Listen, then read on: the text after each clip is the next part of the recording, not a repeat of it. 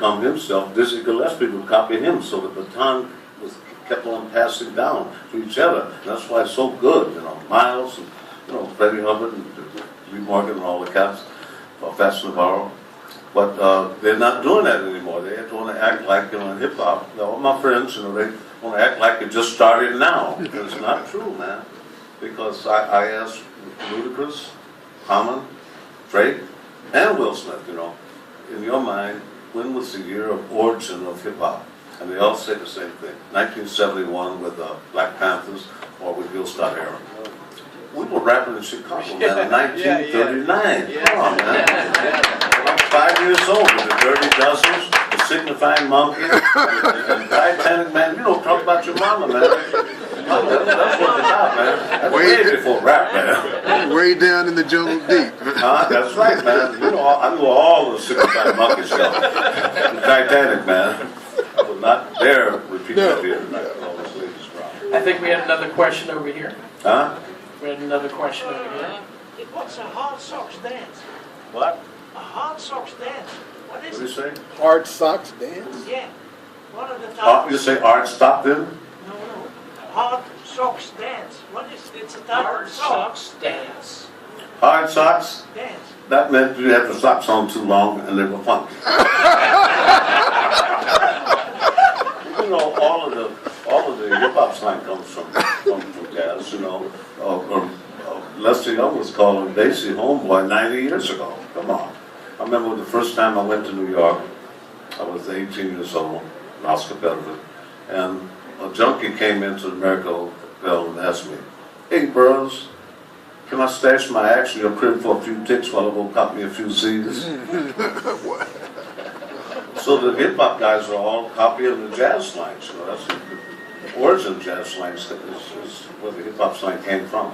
And I don't say that because I love the rappers, some rappers, not all of them, but I love some of them. But they're as talented as the jazz guys, you know.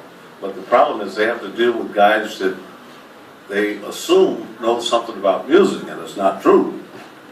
You know, P. Diddy's like my brother, but he wouldn't know B flat if he had a red suit on. Serious, man. He's got a doctorate in marketing from Howard University in Washington. That's not got nothing to do with it. Rodney Jerkins, I'm calling names, always get in trouble. I think we got time for one more. Yes. Who was it?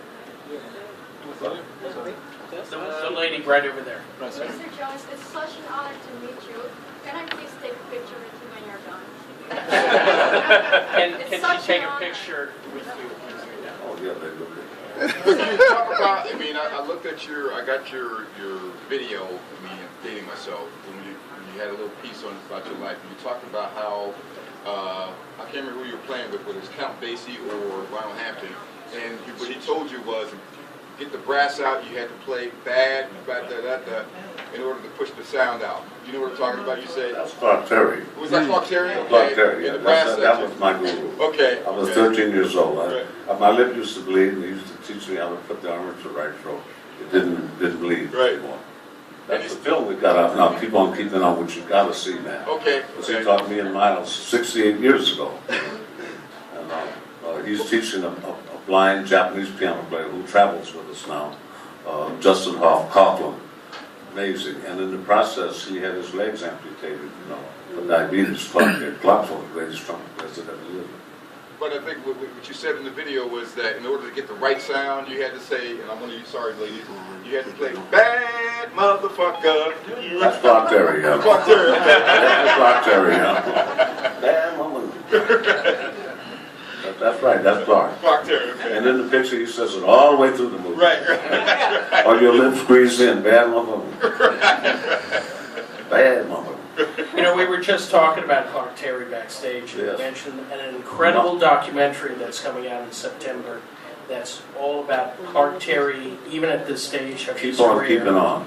It's called Keep On Keeping On. Yeah, and one of the greatest honors I ever had in my life was after having him as a guru in 1947, because he left Duke Ellington's band with Clinton Jackson and joined my band in Paris, man. You know what that feels like, man? Wow. Your guru to lead Duke Ellington, my God, you know.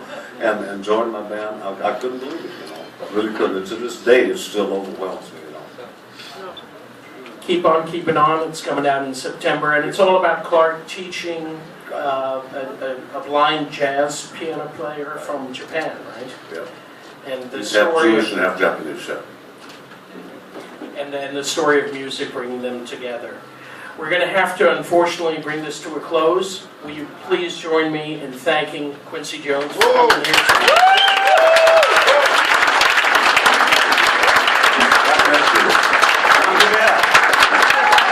We're going to go out with a little bit of music.